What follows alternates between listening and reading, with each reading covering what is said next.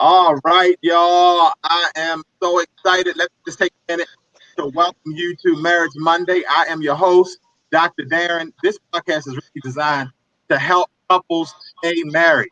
What we found is that the rate of persons being divorced continue to go up. We're at 51% nationwide now. It used to be 50%. So something is going wrong. And so I decided that under my watch, we're not going to let anybody else get divorced. So we've designed this podcast just kind of help people with the tools that they need. And today, I'm so excited that three of my friends, but more than that, three of my fraternity brothers have joined me on this podcast.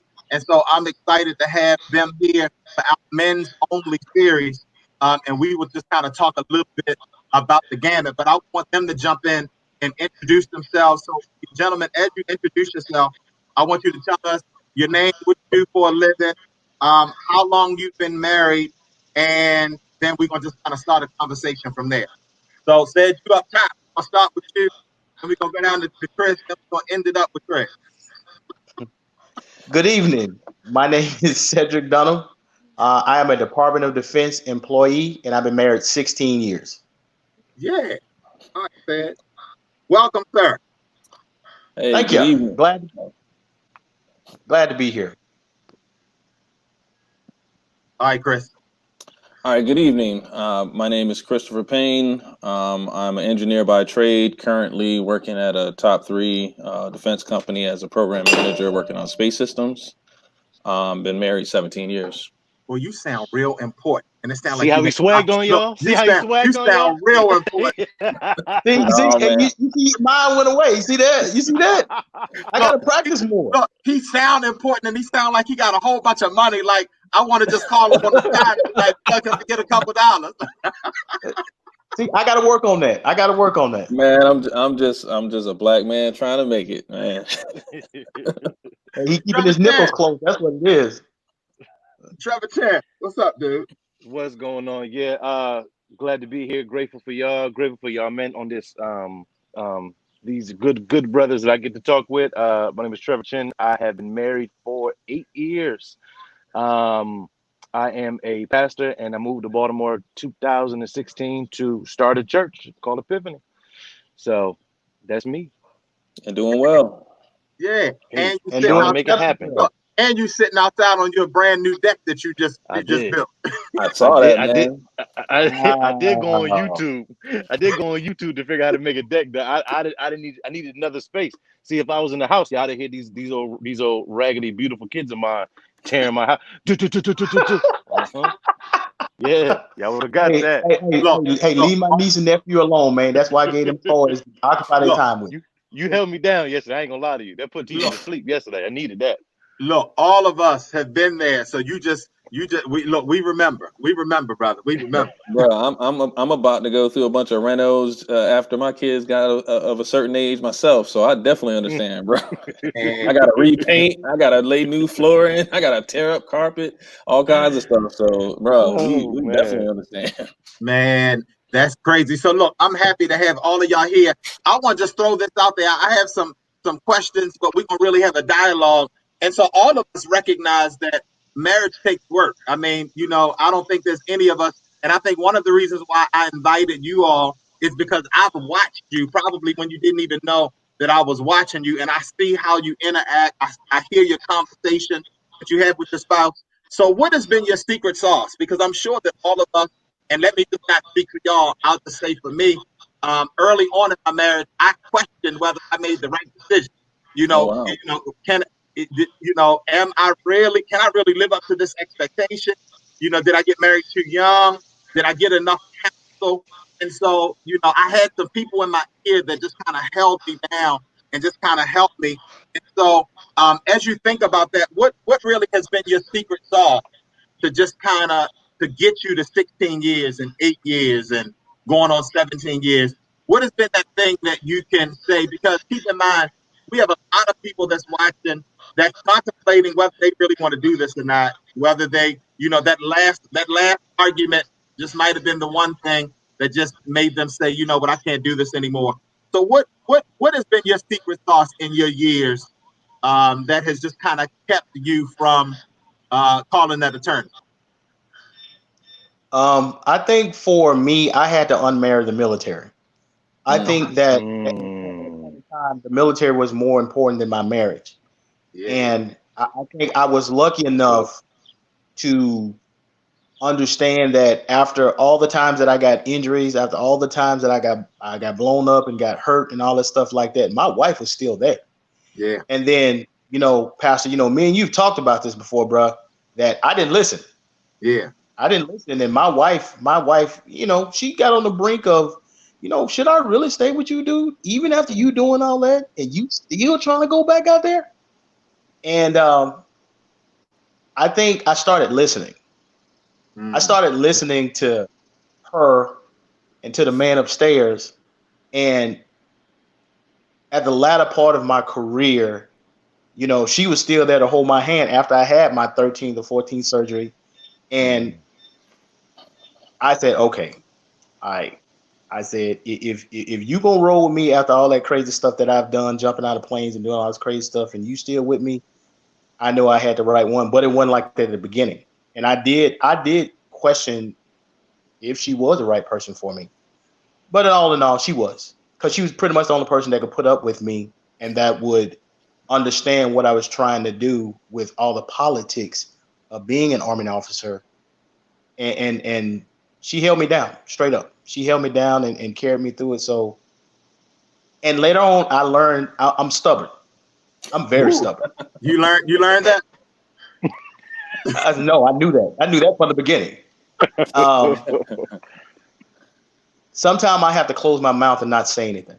I think that's one of the things that I've learned is sometimes it's not even worth fighting, because what she's asking for sometimes is just simple attention. Yeah. And that's listening, learning to listen, keep your mouth closed, and understand where I am now in the place of where I was from when I started, my career up to where I'm at now. I think those have been some of the secrets that I've had that have helped me to stay married. So your secret sauce was listening. Got it. Got it. All right, good stuff. Chris, what say you? My secret sauce, I think, a myriad of things. One of the things when I got married was, just breaking those generational curses. Picking someone who I saw a future with, that was my friend first. I mean, I've known my wife since my freshman year in college. We met in freshman physics, and we were friends. We didn't date in college. We didn't date until after we graduated. When I moved to Maryland, so we had a solid foundation, and I knew there wasn't any agendas. You know what I mean? Like, when I got out of college and people find out what you do and they assume you have money and can provide certain things. I mean, I knew she didn't need me because she was an engineer too, right? So it wasn't based on that. We were in similar places in terms of spiritual journey, where we were with relationships and things like that. So leaning on that foundation, even now, the fact that, I know she has my best interest at heart.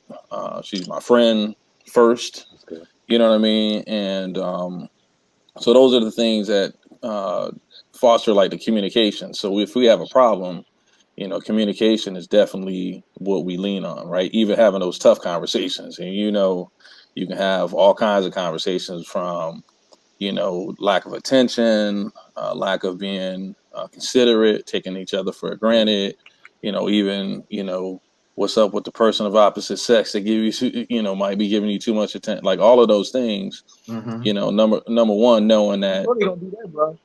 What'd you say? I said, they gonna do that. Yeah, and just so communication, and just always remembering that, we're friends first, have each other's back, and just not being afraid to have those conversations and communicate. I think that is like our secret sauce to making it and not letting things fester. Because I think those are the things that, that one argument caused you to go to the divorce attorney. It's not really about that argument. Right. It's that build up, right? You don't have those conversations. Correct. So we kind of try to nip it in the bud, have the tough conversations and communicate, and just lean on the fact that, we got each other. I love it. I love it. So your secret sauce is really firm foundation and communicate. Got it. Yep. Trevor Chen. Yes, sir. Yes, sir. Um, I'll say, I guess mine would be, they say you are the company you keep. Mm. Um, Someone asked me the other day. They said, if you didn't have kids, would you still be married? And I said I would, not because of me or our relationship, but the community that was around me. Um, you show me your friends, I'll show you your future. So it's that kind of move for us. So we both were around healthy communities that challenged us, that held us accountable, that pressed us, that kind of challenged us to grow. We did get married very young. We got married at like 24. I think she was 22, 23. I was 24, 25. So we got married young.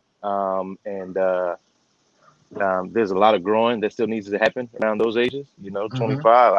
I'm, you know what I mean. Now, I I was able to get some of my wild days out early, so I that was behind me at that point.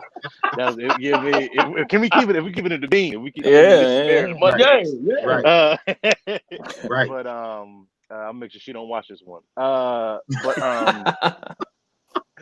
But we both were in a healthy community that would encourage us to love each other, to encourage us to have genuine communication about different things, encourage us to really be with one another.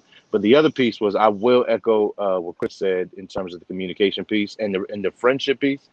Um, if we weren't friends, I would be miserable today. Mm. If we weren't cool. Like we were, like I knew, and we got engaged quick too. But I knew that this is the one that I wanted to marry when we would have like just a genuine time, like hanging out. Like we just had fun hanging out. So the secret sauce is definitely friendship. But for me, it's also community. So That's great. That's great. So that's your secret sauce. Mine was agreement. Really learning how to just get an agreement and recognizing that it just wasn't about what I wanted. That when the two become one, it's no longer about what you want. And I had to learn that because I was very selfish early on. My wife would, I said it before, my wife would blow my pager up. And back in He the said pager days, pager. yeah, back in the pager days, he would blow my pager up. And I would not respond because I didn't feel like being bothered. And so really having to learn that what this isn't just all about me. Hmm. And I think a lot of people, I got a whole counseling load, and mm, trying to get people to understand that what sometimes you will sit with people and they will tell you everything about them. Well, I did this and I want this. No, bruh, no, sis, yeah, yeah, you know, yeah. you gotta we gotta get an agreement and we gotta really just kind of talk about it. So that's good. So that leads me into the next thing, which is, how have you been successful or unsuccessful at meeting your wife's expectations? And I'm Hmm. fine with it if you still trying to meet it. You still trying to meet the expectation. I'm fine with that too. But would you say that you are successful at meeting her expectation? Do you even know what your wife's expectations are? Let's just kind of talk about that. Then I want to get into the meat of what I really want to talk Um, I think for okay. me, I think go ahead, Chris. No, go ahead. I'll chime in. I didn't. It was dead I space, think so I was gonna fill it. oh, I think for me, and before I go into the point to answer your question, Derek, if I may, I met my wife in a biology class too, Chris, and we never dated either. That's what's And up, that's man. that's pretty amazing that it kind of happened like that. So that's pretty amazing. Yep. Um, I think about. Was it the at an thing that I'm HBCU? doing all day, Mississippi. Yes, sir. So we're gonna shout out HBCUs because Chris Yes, did sir. mention Hampton he met his University. wife in physics in an HBCU. So I did. um, you know what? Being honest, it's my spiritual walk.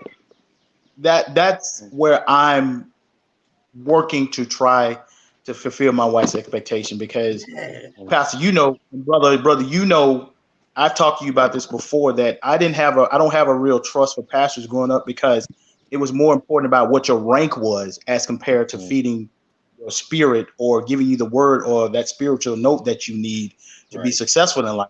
And they Mhm. was more worried about me coming in as a major or a lieutenant colonel than they worried about my saving my soul. Right. So I had a real problem with that, and I think thankful to you and brother, 200%, and brother Smith, y'all are helping me to turn a corner where I can honestly say that I can trust listening to people, men of the cloth, like yourselves, and not them worrying about their hidden agendas that they have.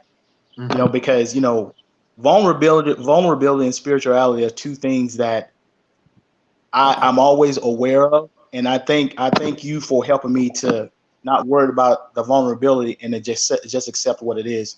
And I think that's one thing that my wife really appreciates and sees the development in my spiritual walk with you guys as I'm going forward. So that's something that I'm working on. It's not about anything in the bedroom because I throw some jelly at her or some syrup or some honey at her, whatever it That's is. next. And, Pause it's there. That's the next. good to go. That's You already, next. it's Hold the good to go. jelly. You already Hold the jelly. Hold you already the know. That's Look, next. Hold the look, jelly. Yo. look. It's that hip hop chicken. You know that sprinkle crack that they That's put on there. all. Hey, Oh we good my to go. gosh. Hold that. That's next. That's next. Hold that. Let's finish this. We go there. I yield my time. Hey, I yield my time. All right. Hey, Chris, how have you met Bob's expectations, or have you not?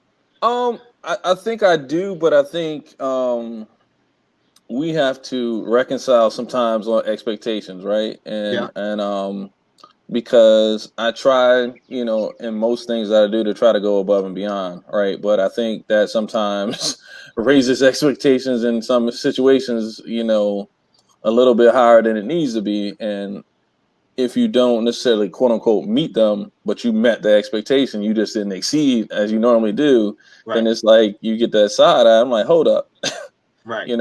I just worked a 60-hour week. Right. I need you to stall me out. So we got to have we have to have a meeting of the minds in terms of, those expectations. And then, after that conversation, you're like, yeah, maybe, I was just disappointed because you normally do X, Y, Z. And I was like, maybe shame on me for setting the bar so high. Yeah. But, you go hard for your family, you go hard for your wife. But Absolutely. sometimes, you're going to fall short by your own standards, but not, Yeah. you got it done, but you didn't get it done like you normally do. So, yeah, that can be a challenge, right? In terms of and now I try to temper expectations, right? Yeah. In terms of like, look, I know what normally happens, Right. but this week is challenging because, I'm working 10 to 12 to 13, 14 hours, and it may not happen.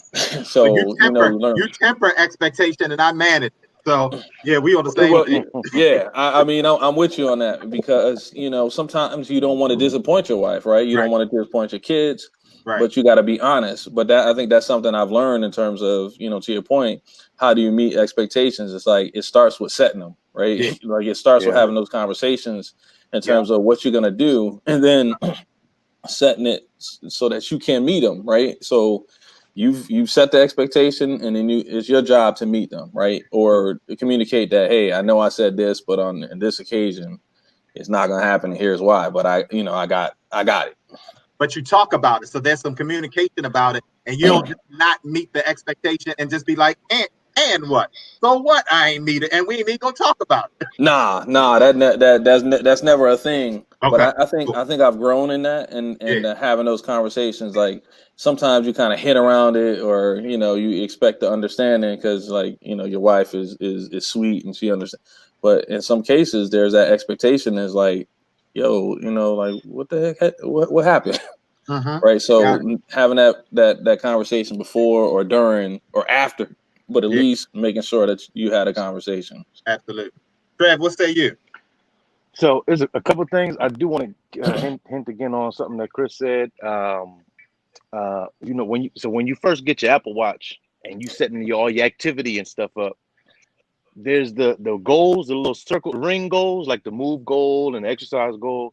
And then based on your activity, it says this is what we recommend you set your say you're gonna make 700 calories, it's gonna be exercise, it's gonna be a move goal for the day. You want to make sure. So when I first got my first Apple Watch, I set it to the highest standard. There was like, how active are you? I said, I'm extremely active. I work out every day, and I'm good for like a walk a month. That at the time. So I never hit none of my goals. I never hit none of my goals because I set the bar and I set the standard and I set the expectation way too high. Yeah. To the point where I would never be able to accomplish that goal. So to echo what Chris said, like set a standard that you are able to achieve on Yep. a regular, consistent basis. Yep. Now it still takes a little bit of work, like you said. Jordan hit you up at 11 o'clock at night before midnight. Hey, listen, keep it pushing, finish it. Finish closing them bars, but it was still a goal that you can set. But in the same toll, though, with the communication piece, so I'll say for me or for us, expectations are consistently changing and evolving and shifting based on the season that we're in. Yeah.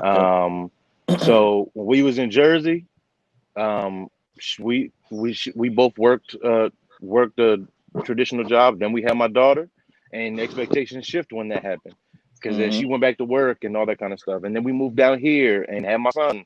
Expectations shift again. Then, last year, my kids went to school. This year, they'll be homeschooled because of all this COVID stuff.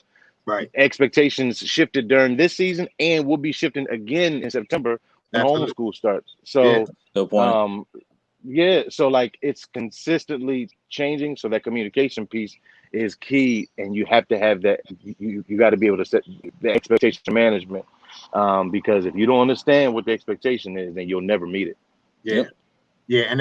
And for me, I really needed to just kind of have some dialogue. I have this red flag thing where I wave the red flag and say, hey, we need to pause for a minute. Let's really talk about what the expectation is. I thought that I was meeting the expectation, but now, so when you work from home, and say I've worked from home before COVID, so I've worked from home for 15 years, and so Oh wow. I had no idea that the expectation that my wife had because she left the house to work, she had an expectation that when she came home, that dinner was going to be done, and I'm working. I'm working too. So we just kind of understand the expectation. She had an expectation. I was gonna go to the grocery store because sometimes when you work from home, you make it look so easy. I've been doing it for so long that I was just doing stuff because I'm like, look, my wife drives an hour. She has an hour commute. So when she come home, granted I'm home, I can throw something in the crock pot, put it in the oven. But what I didn't realize was that I was just doing something, just being a nice guy. It became an expectation. So I had Mhm. to kind of work with that and then kind of manage the expectation to say, no, both of us work and I'm just as busy as you and my travel schedule kind of slow down. So, I think managing that expectation and just being open about it, that, what, and she had to tell me, well, you've been home all day. It would have just been easy for you. Just throw something in the oven. We had to just kind of work with that so we were on the same page. No, that's real. Yeah, yeah. Don't just expect that. We ain't doing that. All right. Let's transition.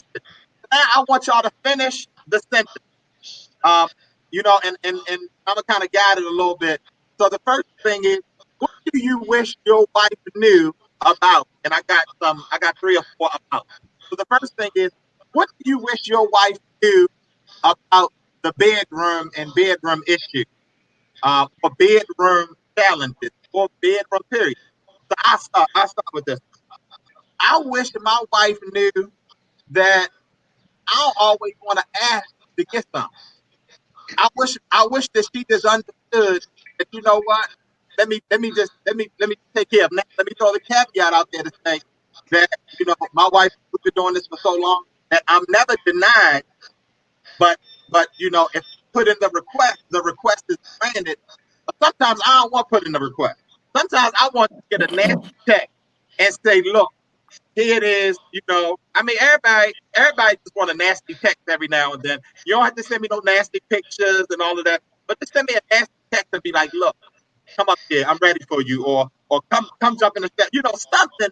I wish that my wife understood that I work really hard, and that one of the things I want is, granted, I appreciate that if I put out the request, it's granted. Sometimes I don't want to put out the request. I want the request to be made of me sometimes. So I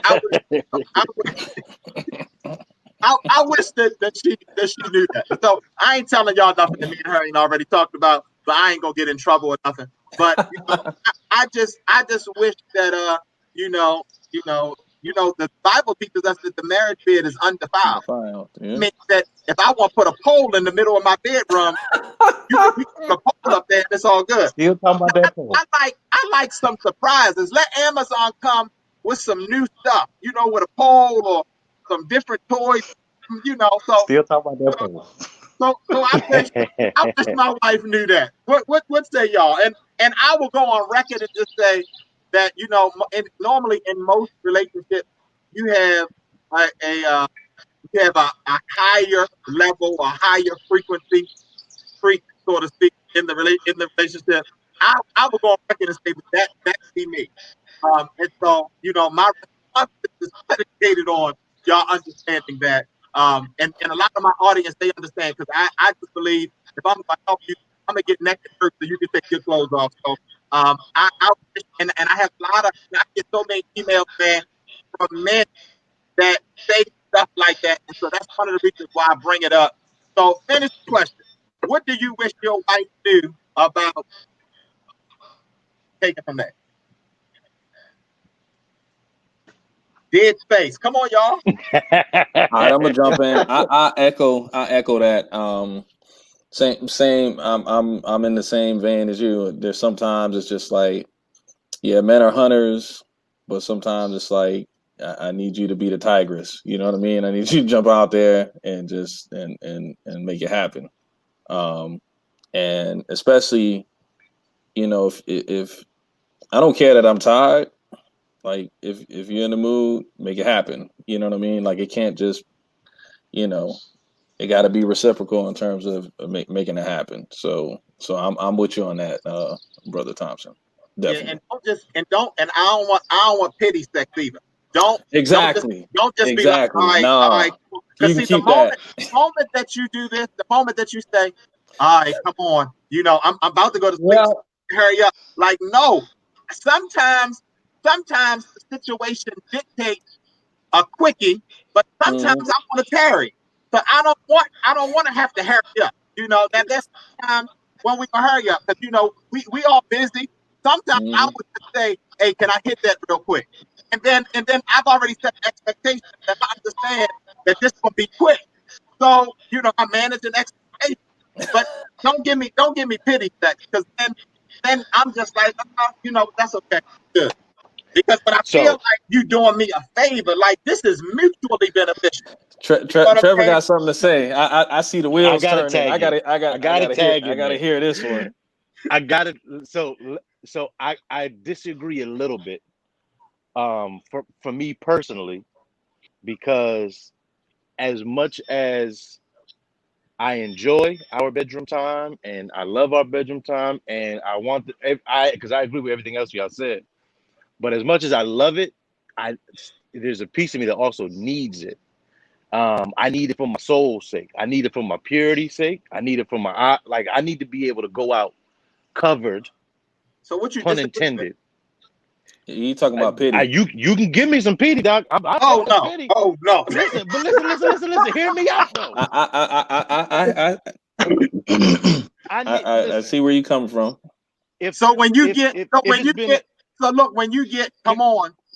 Can we give you? Can we? So if we could be 100, and it's summertime too. It's summertime, and I'm about to go out right this second. I'm about to go grocery shopping. I'd much rather be covered while I'm out and about in these warm streets of this good city of Baltimore, when legs, thighs, and all the other pieces of chicken is out of the packages out here in these streets. I'd much rather be covered in out the package, Doc. Out the package. I'd much rather be covered by my wife with a little bit of pity than me go out uncovered because of my pride. Come through with the peace, Trev. I see you, Doc. But yeah, that's what I'm saying. That's I feel you on that one. I can. Now I'm not saying 10 times out of 10. I understand where you're coming from. But yeah. Yeah, you don't want to be in a drought out there with the chicken out. Now I agree. Don't want to be in a drought. Hold up, wait. don't want to be in a drought with the chicken Did out. you say you don't want to be out there in a drought with the chicken out? Yeah, man. I'm gonna tweet that, Doc. I gotta tweet that, bro. Hey, I I gotta like Yeah, tweet that. that man. one. Don't want You know, Out there in a you drought. really be in the wilderness, man. don't Yeah, Oh want to yeah. be you in a Oh know. drought yeah. and the chicken is out. Well, Impressive. I will say to that point, you make a great point. Now, I'm not saying that I will turn pity sex down all the time, but sometimes Yeah. I'm not in the mood for pity. Like No, honest. So I'm I with you. need a level of excitement going in. Now, I'm confident enough in who I am that I will get you to a place of excitement. I'm comfortable with that. But I don't want to have to do all that work all the time. You know what I'm saying? They're like, yo, That's I'm gonna it. lay it down. That's it. I feel you. I definitely feel you. And I think y'all hit like two of the points that I was talking about. It's I'm gonna go. I like to go. I like to get out there and get it. I'm one of them track dudes. I'm like there like for like 30 to 40 minutes, 50 minutes or whatever it is. And On the track. like you said, no, like you said, she'll be like, okay. I'm like, okay. And you lose everything right there. And it's gone.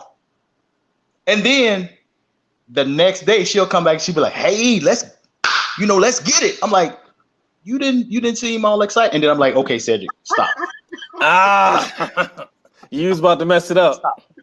Exactly. I'm like, Yeah.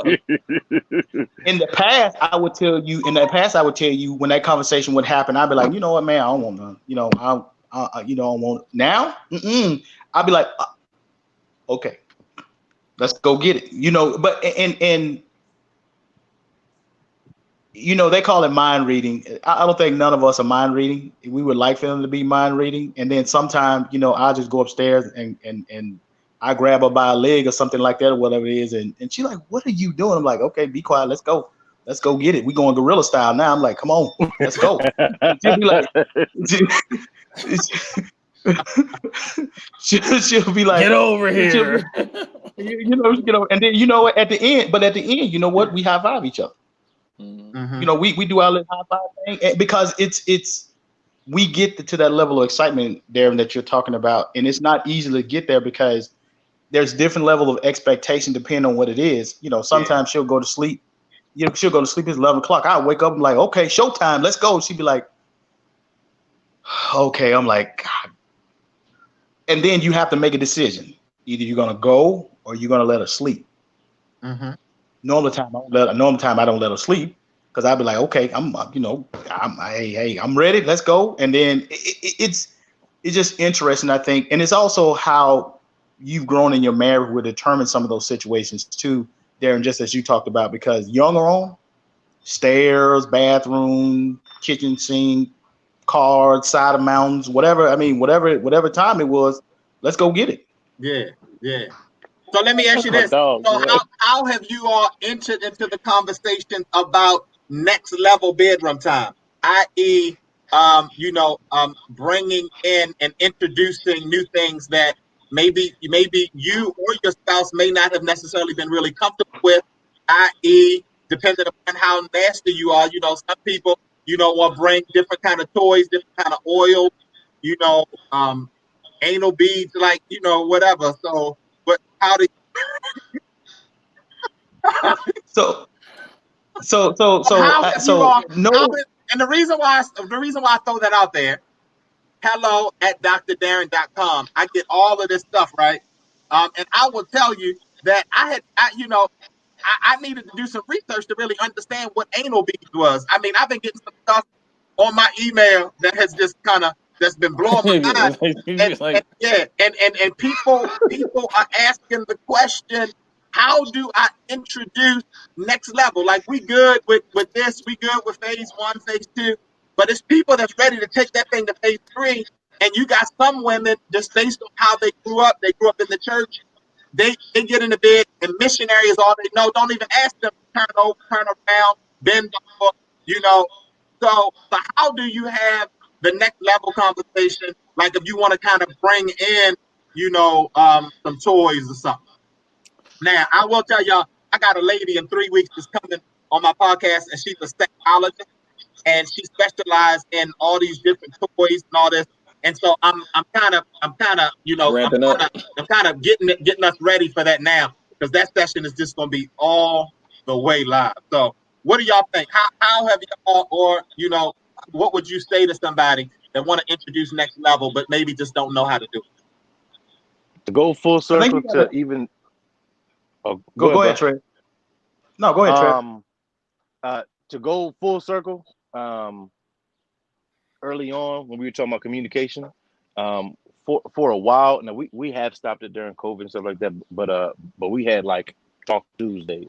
Every Tuesday night it was like, get a bottle of wine, get a little bit of get a little something nice to drink, and then no TV, no phone, put the kids to bed, and just have real conversations about what's going on, where we at, expectations, what we want to see happen, and everything is on the table at that point. You know what I mean? Where I thought the money should be, where I thought our lives should be, where I thought the bedroom should be, what I really want to see happen. And like it's like an hour and a half, 90 minutes of time where like we make a commitment to not be offended, to not jump to conclusions, to hear the other person out.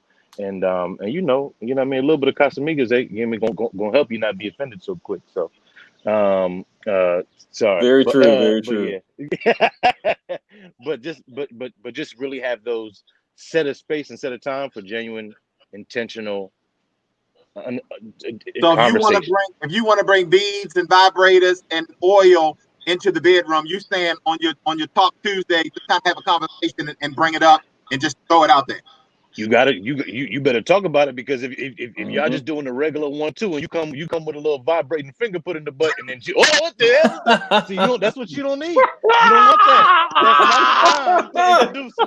That's not the time to introduce it. That's not the time to introduce it. You need to have a conversation about You it. said don't be in the middle of getting it and then introduce something and they like, hold up, it's gonna shut the whole mood down. Don't do it. Don't do it. Now you got to explain what was that and all that. Right. No, nobody got time for that. I mean, now the mood's over. Now the mood's over. Got it. Yeah. You can't Give about 24 hour notice. You can't put a hook in the butt. I mean, listen. I just for my situation, Doc, I'll be out of there for about 2.5 weeks. About 2.5 weeks if I just throw something on her like that, Doc. Oh Lord, I'll be sleeping. 2.5 weeks. Look, that's funny.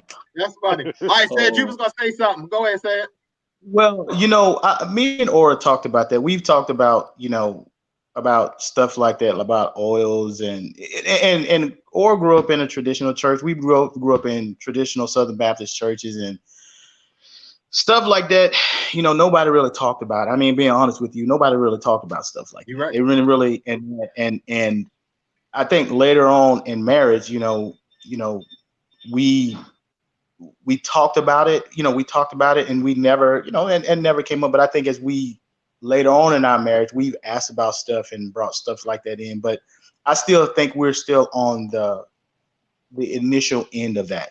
But it's part of the conversation. It ain't like, me and Aura, we having sex, and then all of a sudden, I flipped over and tried to, penetrate her anally or something like that, or whatever it is. She'll probably get up and be like, "What the hell wrong with you?" Right. She be like, you lost your mind. You going off script. Right. Yeah, she be like, you don't lost your mind. She be like, hold on. You gonna get up, turn the lights on, be like, okay, what's going on with you? Now, what's going on with you? So in general, what I think I hear y'all saying is that we really just need to have some conversation, and then we can get an agreement on how we gonna flow and what we gonna do and all of that. But you just can't spring that kind of stuff on. That's a call to the attorney. You just try to be springing something on me. That's something that I might view as being perverse, nasty, and all of that at the same time. Yeah, so that's good. So, or you might get some questions on your extracurricular activities. You know what I mean? Correct. You're talking, Doc. Yes, sir. You got talking, Doc. What you doing when you're not with me that you would even suggest that? You a little too comfortable introducing something that I ain't never seen. Right. You better have those conversations. I mean, and that's, we've had those conversations in terms of comfort. And I think that's really what it comes down to is, what are you comfortable with? Have you ever heard, thought of this, or would you consider that? You better grease the skids before you you get in the moment. I got it. Don't go off script, or I got it. I got it. No pun intended. Exactly. But if I could say, I'm sorry, I'm so sorry. You gotta edit that out. But I, man, just to echo Chris, it is still our job to love, care, and to shepherd and lead our wives.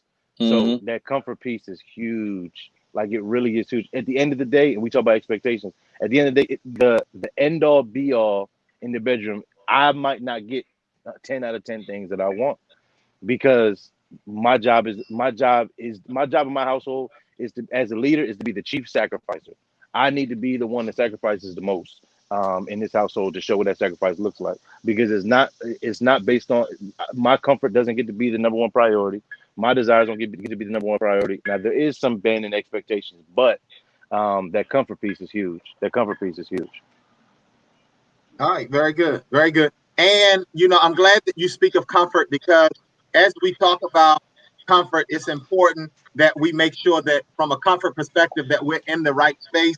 And this podcast is being supported and being sponsored by Berkshire Hathaway, where we work to get you the home of your dreams.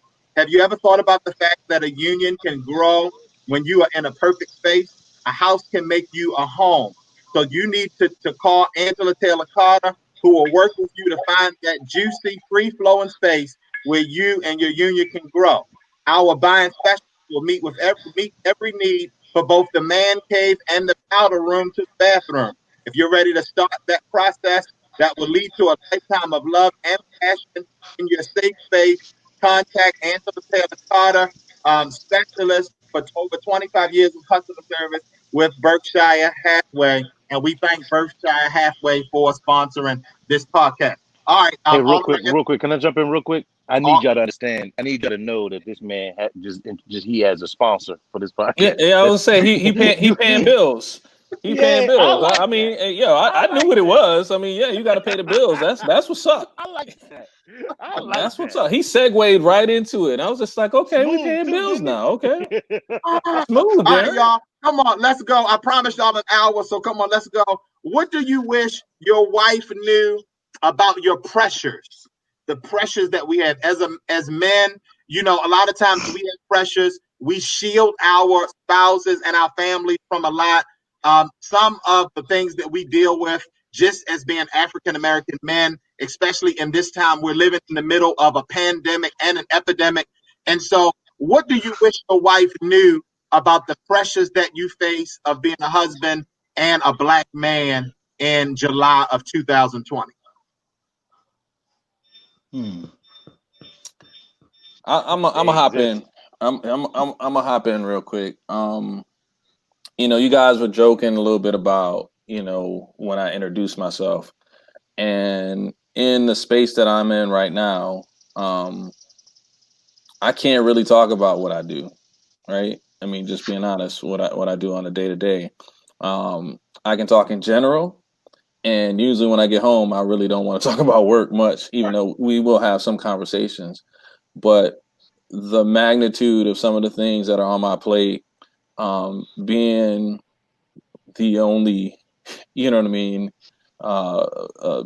manager in certain spaces, or going to meetings and you're the only, and there's, $3 to $4 billion on the line and stuff like that. Like, I don't look at that as pressure, but it's just a responsibility. The long hours, with my aspirations in terms of, moving into executive management and stuff like that. But then having to come home and really your kids don't care anything about that, right? There's still stuff that needs to be done, and putting that to the side, knowing that, like, dang, I'm gonna have to work a 7-day week, right? And tempering those expectations of, okay, I'm gonna be here, and when I'm here, but I might get here late. That kind of pressure is more from the family, because I'm absent sometimes when I don't want to be, but I always make time, for the family. Or if there's something going on, I'm gonna take time off, of course. But just understanding the sacrifice with not knowing the details, right? And I think she does a good job of that. but I don't necessarily always bring it up because I feel like it might be a guilt trip. You know what I mean? So it's just that balance, just her understanding that there, as much as she knows, there's probably so much more that she doesn't know, and I can't really tell her. So I wish that she was able to kind of really understand the full picture, but it's just one of those things where I'm just not going to be able to, right? And that's the balance of us being okay with her not knowing the full picture, right? And just knowing that what I'm doing is for our benefit, to get us further down the path without sacrificing like family time and sacrificing our relationship. So I think those are the things for me. I wish she could know more. And I just try to open up the window as much as I can without, divulging things I'm not supposed to, because I can't go to jail. Got it. Can't do that, good brother. Oh yeah. Well, I'll jump in. I honestly, for me, and I am grateful for my wife in this sense. She is she's naturally a helper and very empathetic, and uh, I'm kind of I'm really I think on the opposite side of Chris, because as a pastor I tell her she gets I tell her about everything, just because 99% of it I got to get it off my chest, so you know what I mean, so I can have a decent night's sleep, but because I tell her so much, like she allows me a lot of, if I'm being real, like a lot of spaces where I'm allowed to be a bad husband and a bad dad in small bite-sized pieces. Like I'll go downstairs and then I'll just sit there for like 2 hours, and she'll keep the kids quiet or keep the kids upstairs. And this is in a time where like I probably should be spending some time with her or probably be spending some time with the kids, but she just don't like there's those pieces where she's like, yo, like I understand. And again, some of this comes down to these conversations to where like I get 24 hours a week where I'm like, where she gives me a lot of this space to just kind of just be.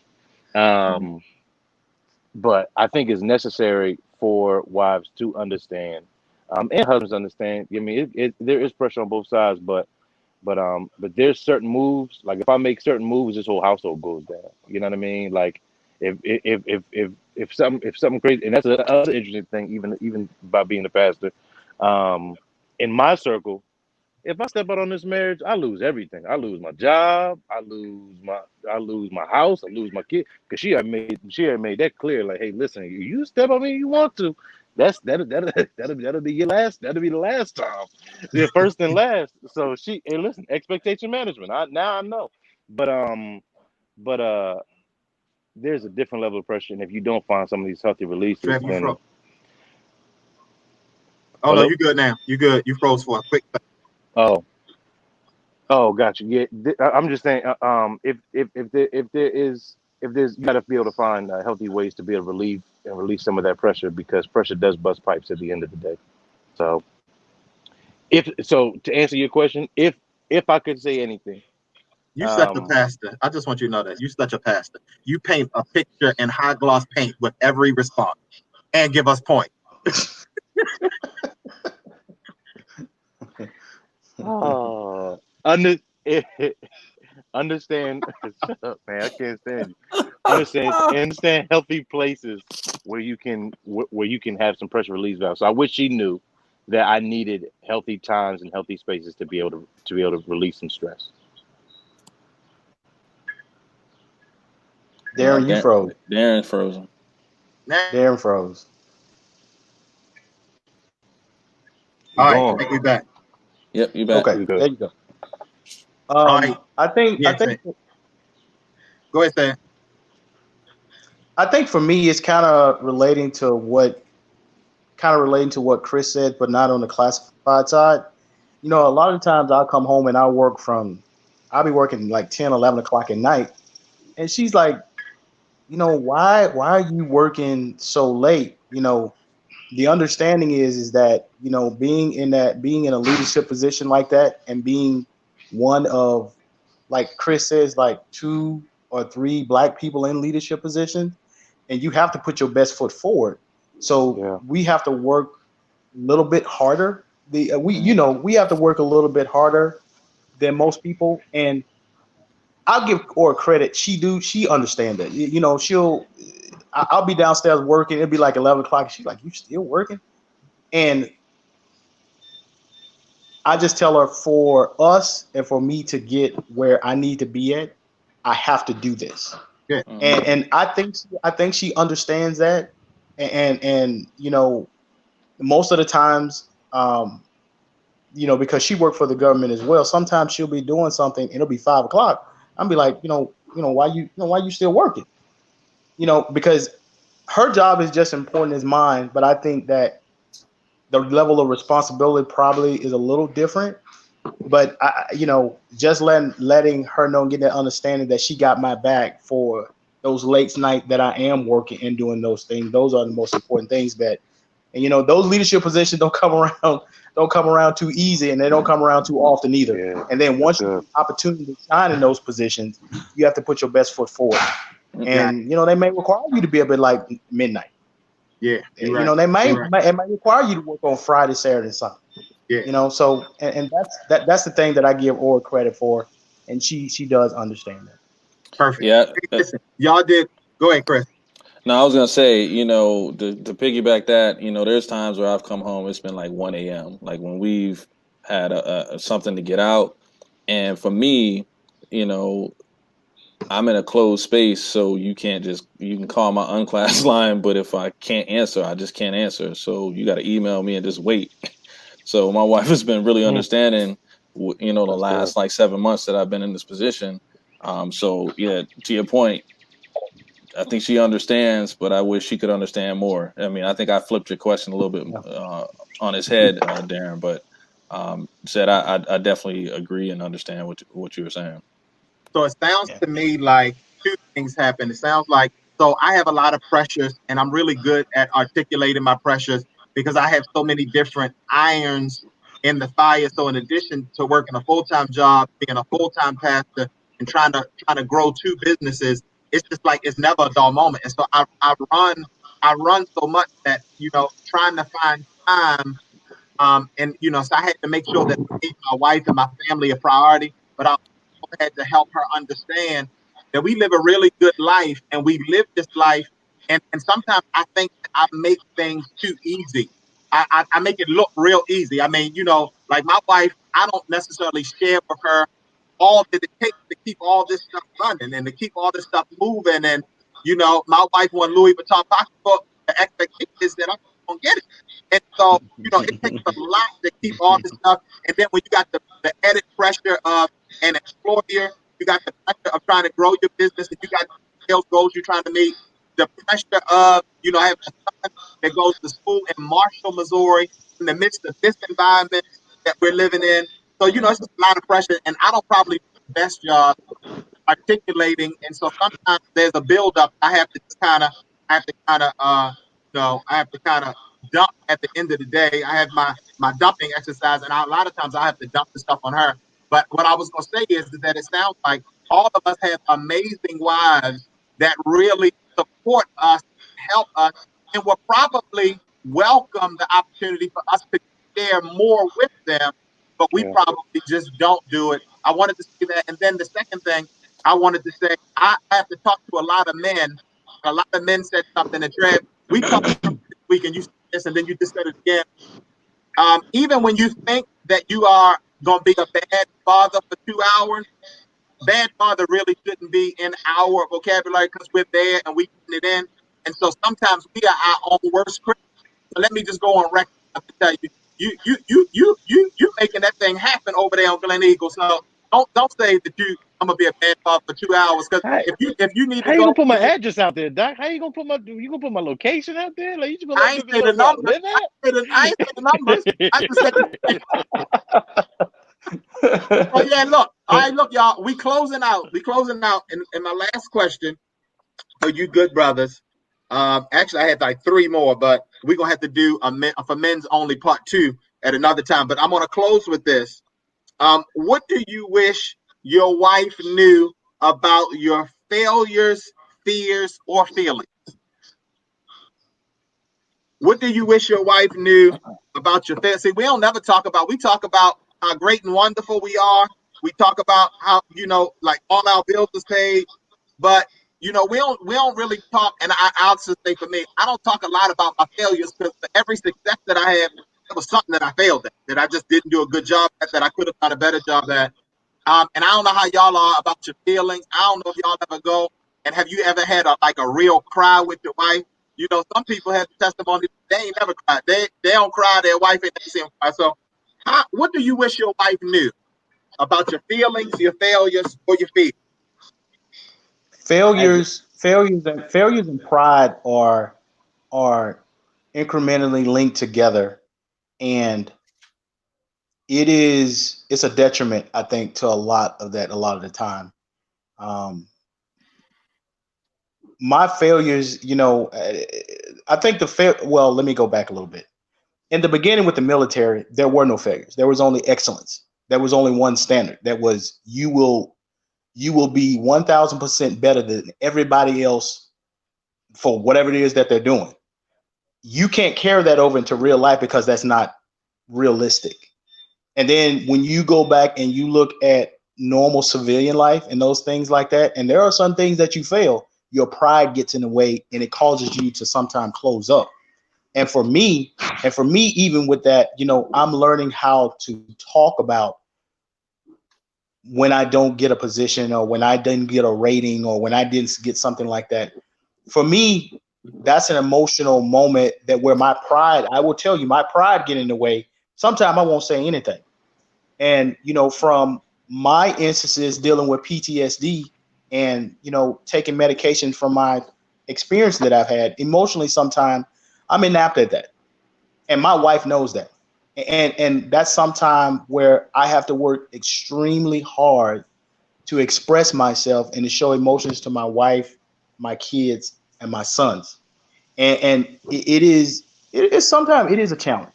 But I would tell you that, you know, making that transition for military people to understand that that pride and failure thing and understanding truly what that is, that's a challenge for people. And emotionally, I have to work on that every day. And sometimes that can be a problem with marriages, that if you don't express yourself emotionally to your wife, she'd be like, well, you don't tell me you don't tell me you love me. How do I know if you don't say it? Mm-hmm. So it's just stuff like that. Person, I would tell you that I have to work on that a lot, and all of that. And I'll say it again: pride, pride and failure is huge, Yeah, and being able to work on those two or separate the two is something that definitely has to be worked on. got it. Yeah, I'll say that uh,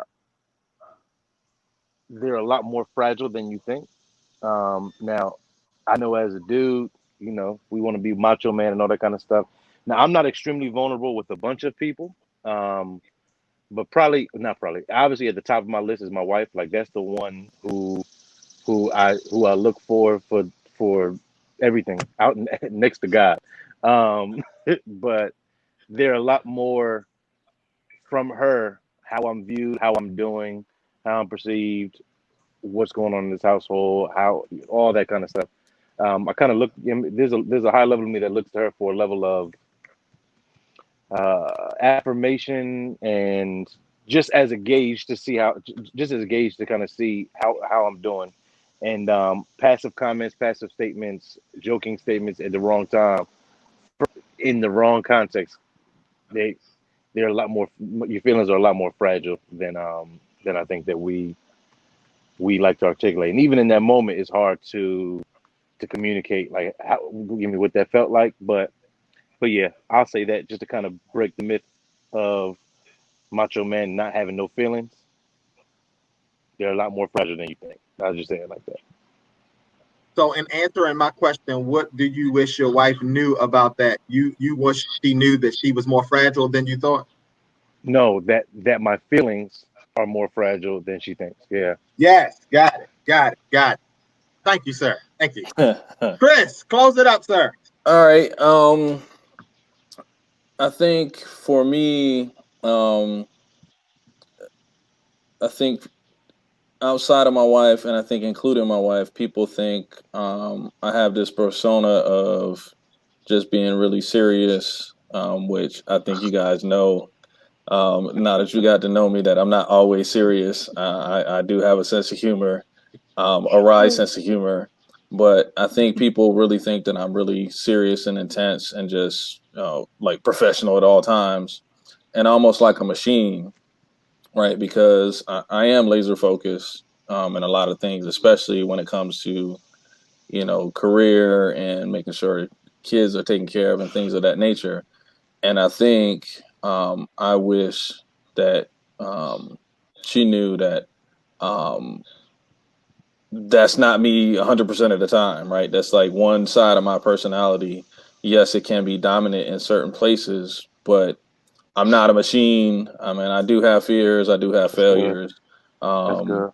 and things of that nature. And I think, I think she knows that, but I just think that because especially in the last like 6 years, so much has happened, in terms of my progression and opportunities and things of that nature that that gets lost, right? And there's a lot that goes behind that. There's, I don't always know what I'm doing. I just know that I'm going to keep going until I accomplish things, right?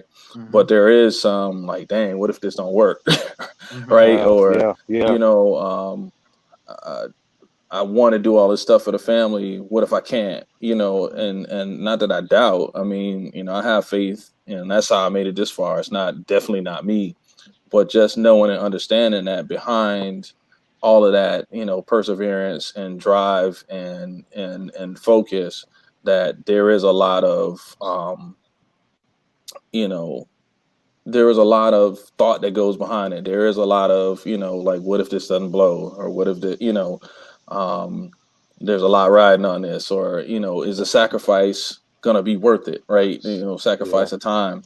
Yeah. Knowing that I do think about those things, knowing that I Mm-hmm. do consider those things. And I think I articulate it, but I do think that I think sometimes you can be put forth and put on a pedestal where people think that you are this persona, right? Almost a caricature of yourself. Yeah. And that's, I really wish people, not just my wife, knew that that just isn't me 100% of the time. But I talk to people, and that seems to be the perception, which is interesting. Especially with her, knowing that, we can have those conversations. I'm not, you know, unapproachable in that way, and just knowing that, just like her and just like anybody else, I mean, I have the same fears, I have the same worries, I have the same, hang-ups and things of that nature, despite all that other stuff, right? Man, that's awesome. That is awesome. And you know what? I think that this was good for some men watching that think that, you know what, you less than if you feel some kind of way, if you have your feelings, like if you have to articulate to your wife, hey, you hurt my feelings. Like, sometimes we've been conditioned that we're men. And so we shouldn't talk about failures. We shouldn't talk about fears. We really just shouldn't talk about, how we're feeling. But I so appreciate you brothers for taking this time to just kind of join me on Marriage Monday. This has been phenomenal. I know that somebody's life was encouraged and enriched because of your sharing. And then I just want to say to all of our viewers, if you have a question, if you have a concern, you can go to hello@drdarren.com. Hello@drdarren.com. You see it on your screen. You can ask your question there. And you can also enroll. If you go to drdarren.com, you can enroll. We have a class that's for couples. It's a 30-day marriage makeover where we share the importance of why it is that I need to work through my process. We are enrolling in our August session now. July is totally full. So we thank all of you for your support. You have any questions, any concerns, hello@drdarren.com. Brothers, thank y'all so much for joining. We're going to have to do part 2 of this coming up real soon. I know that y'all are the right group for my first ever men's home session. So kudos to y'all. Thank y'all so much, man. Thanks for having me, man. Appreciate you. All right, y'all. Appreciate it. Enjoy the remainder of your evening. All right, y'all.